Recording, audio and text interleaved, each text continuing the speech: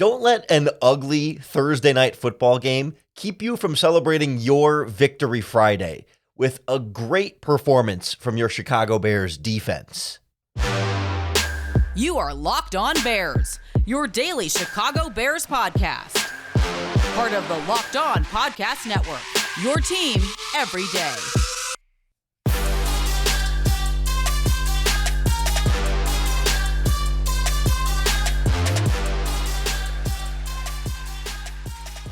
This is Locked On Bears, and I'm your host, Lauren Cox.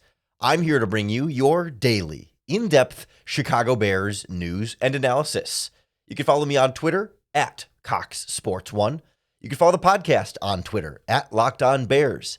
You can like Locked On Bears on Facebook, join the Locked On Bears Facebook group for even more Bears talk, and make sure you hit that subscribe button on the Locked On Bears YouTube channel to keep up with all of our video podcasts as well. Thanks for making Locked On Bears your first listen today. We're part of the Locked On Podcast Network, your team every day. Today's episode is brought to you by PrizePicks, the easiest and most exciting way to play daily fantasy sports. Go to prizepicks.com/LockedOnNFL and use our promo code LockedOnNFL for a first deposit match up to $100. On the show today, we recap a Bears victory over the Carolina Panthers. We start with the defense, shutting down everything Bryce Young was trying to do, the running game, the receivers in general, holding them down. Even though it was close at the end, the defense certainly wasn't giving up points in this game. No touchdowns allowed by your Bears defense. Then we'll turn our attention to the offense that ran the ball well and took care of the ball when they needed to, but some shaky moments there, here and there from Tyson Bagent, but ultimately getting the job done. And we'll wrap up by looking at the Bears' special teams. Not something we talk about a ton in the podcast, but allowing a punt return touchdown, some mediocre punting from Trenton Gill, but also the field goal unit really being lock solid with Cairo Santos is something that has just become so reliable for the Bears that we almost take it for granted. But the story of this Bears victory was this defense, not giving up a single touchdown to the Carolina Panthers. And yeah, you can say right away, oh, well, the Panthers are no good. The Panthers offense isn't that great, but like they're scoring touchdowns offensively in every game this season, right? They're not getting totally shut out by every defense. Like, sure, they're not lighting up anybody, and we should expect the Chicago Bears defense to be able to get some kind of something on them, but like they have not had a game this season without a touchdown scored by their team. Like they have not been held to single-digit points in any game, and Bryce Young and the offense have scored a touchdown in every single game. This is the only game this season where they had to rely on special teams in order to get that touchdown ultimately scored. I believe they may have had a defensive touchdown in a game earlier in a season, a 99-yard pick six from Sam Franklin. But like, other than that, defenses aren't totally shutting them out. They're holding them down, but not shutting them out of the end zone the way the Bears did in this game, holding them to just 13 overall points in this game and making sure that even as they started to sniff around and come back a little bit late, like they held firm and made sure that this Panthers offense couldn't get into a decent field goal, and for some reason they chose the 59-yard field goal at the end that we've seen Eddie Pinheiro maybe doesn't quite have that kind of leg. But like across the board, you got the Bears pass rush going. They sacked Bryce Young 3 times in this game. I think the stat sheet had them with 9 quarterback hits in addition to those 3 stats. Those are the NFL's stats, which isn't always the most accurate. I'm curious to see how PFF grades that out tomorrow, and the pressures. I think Montez Sweat was credited with 3 quarterback hits in this game, and I think Next Gen Stats had him with 8 total pressures, but I'm curious what those numbers end up looking like when PFF goes back through it on the All-22 film. But 3 sacks, 9 quarterback hits, 6 tackles for losses in this game. As we expected, they shut down the Panthers running game. Saw that one coming a mile away. But to get some pressure on Bryce Young, that was something we talked about both on our Crossover Thursday podcast with Julian Council, but also on Wednesday, our Game Plan for Victory podcast. Bryce Young holds on the ball a little long, kind of like Justin Fields sometimes. And there were a couple times like he stepped up into pressure and into the sack instead of away from it, and gave the Bears pass rush some opportunities to really build some confidence and get home here. Like Sweat was disruptive, and he created better pass rushing situations for everybody else. Like that's what the formula is supposed to look like when you traded for this guy and gave him a big contract extension to the deadline. Coverage-wise on the back end, like outside of the one Jaquan Brisker getting burned on the sideline by a nobody wide receiver, And then he followed that up by making some really nice plays after that, and certainly underneath. Like the secondary shut down a lot of what the Panthers wanted to do. I think Adam Thielen had like 6 yards receiving in the first half on just a couple of catches. They really had him wrapped up. I mean, he finished the game leading the team with 42 yards on 6 catches, but that's not exactly scaring you as a great number one receiver performance from them. I guess technically Strachan on that 45-yard catch was their leading receiver in terms of yards, but regardless, Bryce Young had 185 yards passing in this game and a 68 passer rating. They kept throwing it short. The Bears kept stepping up and making the tackles. And that's what this scheme is supposed to do. When the players can actually tackle well, as they've been doing this game and the last game, it kind of works, against quarterbacks like this in this kind of situation. Shut down the run, make them check it down, step up and make the play, and let them make mistakes with bad running plays and with penalties and potentially turnovers. The Bears dropped a couple of interceptions in this game. That's really the only thing this defense was missing to make it an A++ defensive performance. It was already an A defensive performance, but Jack Sanborn holds on to that late interception that's right in his hands. Great call, coverage-wise, by Matt Eberflus there. Tyreek Stevenson had a slant route pass that was inaccurate and went right through his hands that he could have picked off in this game. There were moments there where you could have had maybe even a pick six. Kyler Gordon almost jumped on a screen too. They were right there. And that's where you feel confident about this Bears defense. Not just stopping the run and forcing incompletions, but being all over everything and being there to make sure that this Panthers offense could get nothing but field goals consistently through the course of this game. Hopefully that can provide some confidence for them, especially pass rush-wise, going into next week against the Detroit Lions, where the challenge is going to get a little bit stiffer against a much better Detroit Lions team than a Carolina Panthers team that you face this week. But hey, man, a win's a win, and you can't let anybody put asterisks on this or put qualifiers on this. This is a Bears victory, and especially on a Thursday night when football game's not that great. Imagine having a loss in addition to how much ugly football we saw. I tuned into Locked On Panthers this morning, and Julian went live after the game, and man, we're firing everybody in Carolina. They're firing the GM, they're firing their head coach, they're cleaning house after 8 games in one season in Carolina. So sky is falling in Carolina, and we can enjoy our Friday with, at the very least, a nice little extra smile on your face, if not a full-on celebrating victory Friday for you. So enjoy this. We haven't had a chance to enjoy this, and ultimately, football and watching football games and cheering on a team is about having fun and enjoying it. So make sure you make some time to absolutely enjoy a strong defensive performance. The offense had to do their part too. They didn't have to do a lot.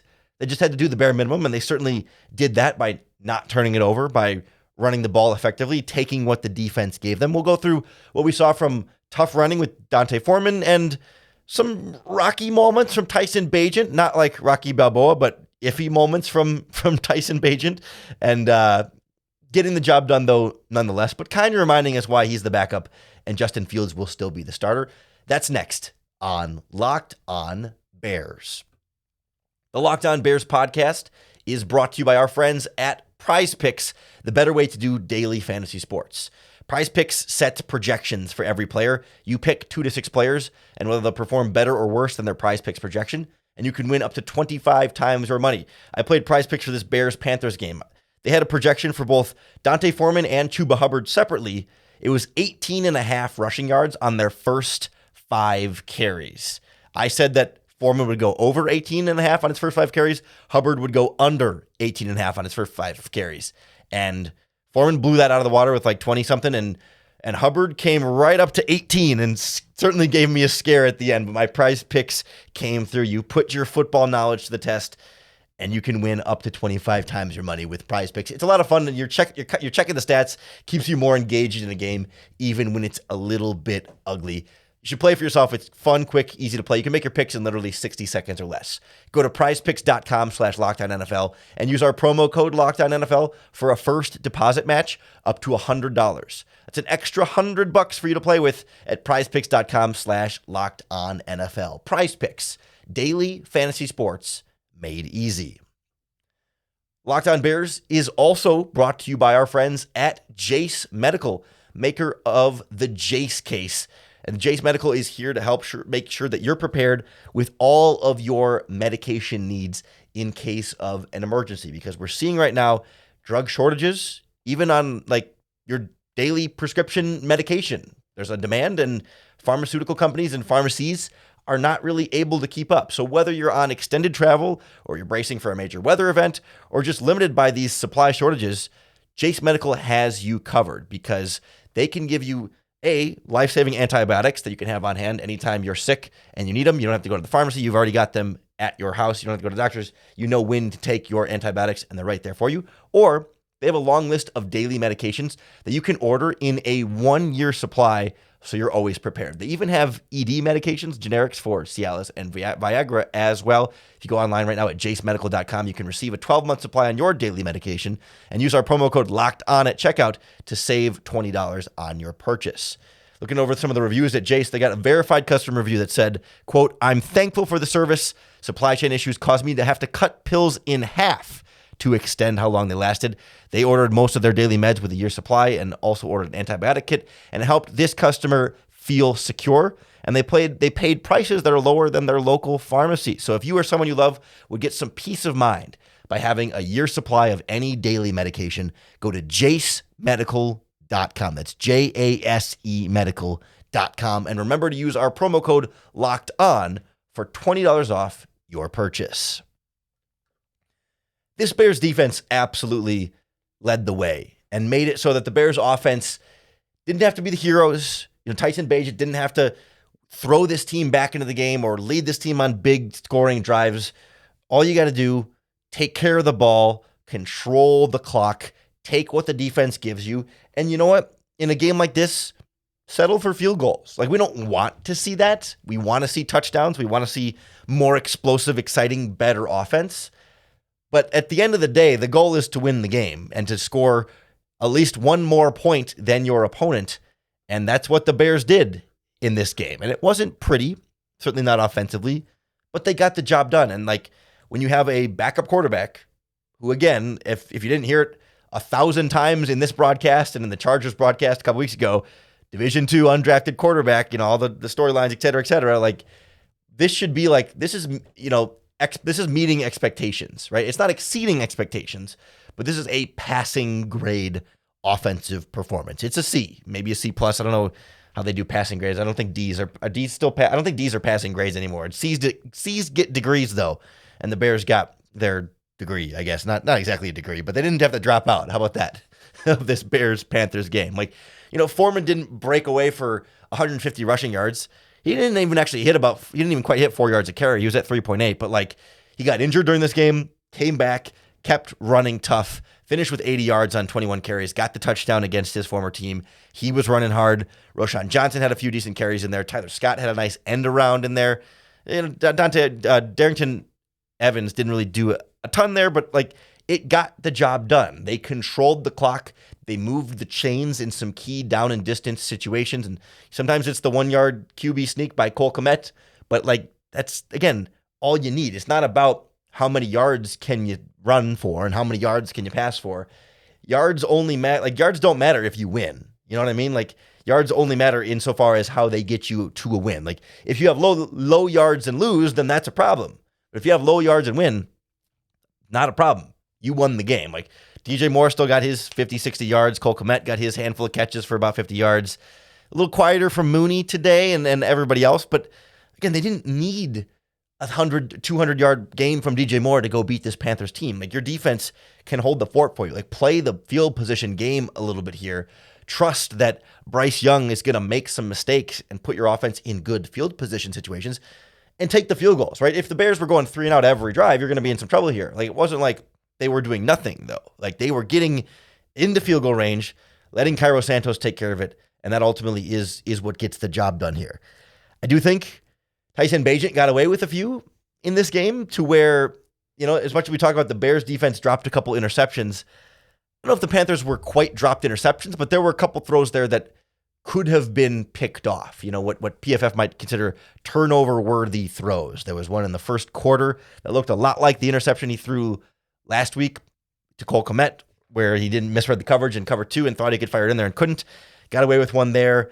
There were a couple of deep throws in this game that were just like double coverage, throwing it downfield for the heck of it. And I don't really understand the rhyme or reason there other than to just like stretch the defense. But there was it was like 3rd and 5 and you're taking the 20-yard or the 40-yard shot downfield into double coverage. And like, there's just moments like that with Bagent where you're reminded that he's a Division II undrafted free agent and like on a backup quarterback trajectory, not a Kurt Warner trajectory. And that's okay. Like, that's the other thing here is like, we can be critical of Tyson Bagent, like constructively critical of Tyson Bagent, not trashing Tyson Bagent, but criticize him for his mistakes and also be like happy with what he's able to do. Like the fact that he's even able to do this, he won the game, right? Like your backup quarterback came in and won the game. That's all you can ask of him, even with maybe a couple of interceptable passes that were a little bit off target here and there. He also made some really nice throws. Like we still see him make, a key third down play at the very end of the game on third down, right? To convert the first down and run out the clock. But there were a couple of nice throws over the middle to Tyler Scott, where he got lit up on a couple of those. And sometimes it's doing the simple things, right? The Bears ran a lot of RPOs that turned into screen passes where quarterback has to read, okay, am I handing this off or am I throwing it? And those screens were going for 10, 11, 12 yards every time, right? It was like he's making the right decisions, albeit on simple plays. But that's all you need your backup quarterback to do is like, all right, we're going to throw the screen to DJ Moore and he's going to get you 16. And it's not like it's a dime from the quarterback, but like that's your offense. All you need is get it in the hands of your playmaker and let him make the play. Like sometimes it's as simple as that in a game like this. Like this offensive performance from Bagent isn't going to beat the Kansas City Chiefs in week 3 or whenever that game was. Like, sure. But there's different measuring sticks here, right? And I think Bagent was able to get the job done effectively with some warts and some concerns. I mean, his longest pass in this game was 16 yards. It was take what the defense gives you, check it down. That's okay in a game like this. You don't want to try and do too much when you don't need to. Sure, when you need to, you might need to do more. And that's a separate concern and a separate situation. We saw some of that at the end against the Saints last week. But like a backup quarterback, you need him to come in and win games like this that should be winnable against bad teams. And I feel like we, having followed this Bears team, have seen over the years bad backup quarterbacks that they come in the game and you're just like, oh, well, this game's over. Like we're screwed. We're not going to see, when your starting quarterback gets hurt, you got nothing. Even against the worst teams, you say, all right, waving the white flag, we're out of here.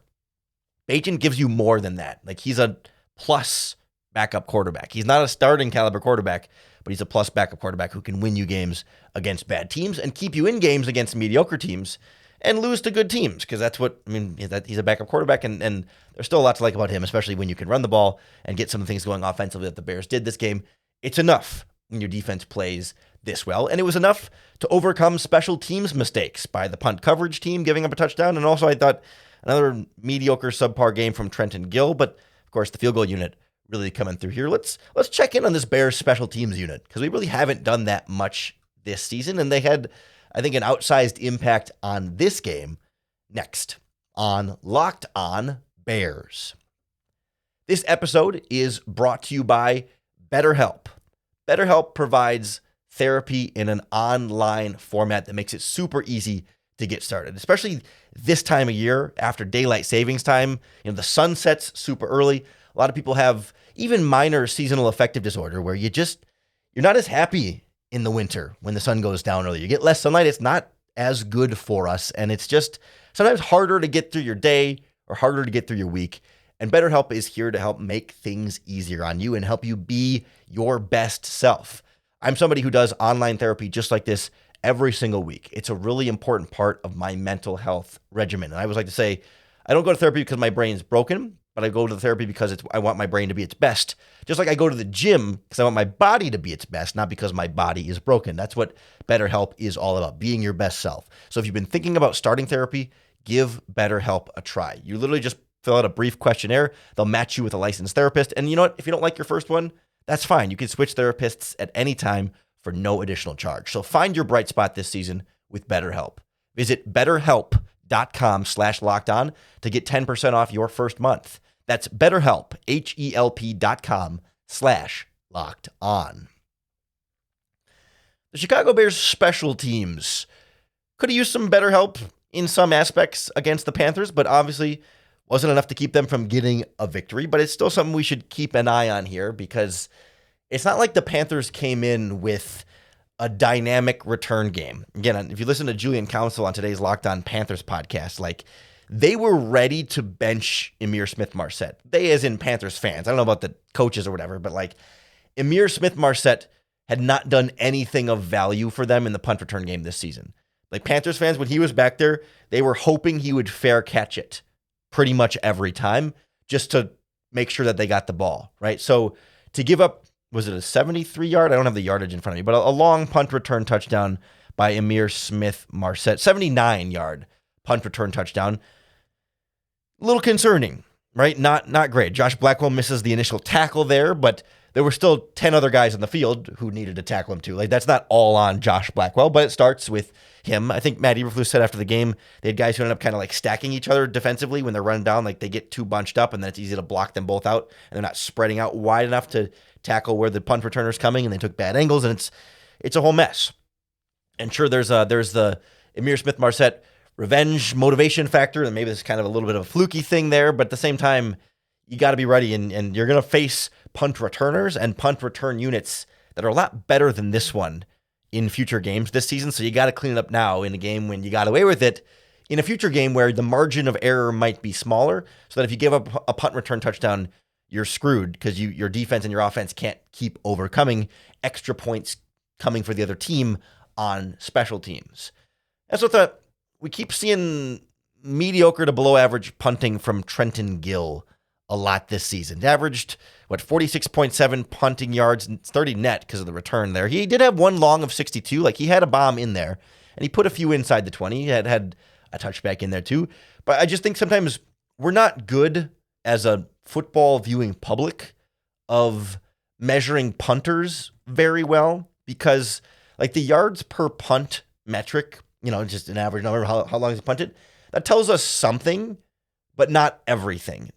And I think sometimes we just look at that number and say, okay, he ranks blank, he ranks wherever, 17th or 20th or whatever in yards per punt average. So therefore he's the 20th best punter. And it's not that simple. Like the way, and there's not like a simple formula to evaluate punting either, but the way you got to think about it is like, it's a combination of distance and hang time with where you are on the field. When he's punting from midfield, he's not going to get maximum distance on the punt because maximum distance would put him in the end zone for a touchback. So there are punts when he's not trying to kick it as far as he can, but he is trying to kick it almost as high as he can. Right? He's trying to put it in a certain spot. And it's this double-edged sword with hang time and distance, vertical and horizontal here, where if you kick it really far, but with a low hang time, that gives the return man then more space to return it, because your coverage team, hang time is the time your coverage team needs to get down there to tackle the returner and not let the returner get a head start before the coverage team gets there. So even a super deep punt, if it's flat with low hang time, the return man is going to automatically, because he's going to get those free yards before the coverage team gets there, it reduces the overall distance on your punt anyway. But vice versa, if you do a really high punt, then your coverage team will have plenty of time to get down there, but it might not have as much distance. And so you really want to maximize both, and you want a certain amount of hang time for a certain amount of distance so that your team, so it's deep, but also so your team still has enough time to get down there. And it's hard to really do it high and far. So you kind of got to get it in the middle ground where it's a good distance, but not too far, and a good height, but maybe not too high, so that you're not short or you're not low. And that's where it becomes a lot more complicated to say, okay, there's not really one stat that captures that then for punters. And so it becomes a little bit of a harder evaluation there. But unfortunately, like, you look at average hang time and Trenton Gill's on the lower side, and you look at average punt distance and he's also on the lower side. So it doesn't seem like you're really getting a lot of one or the other.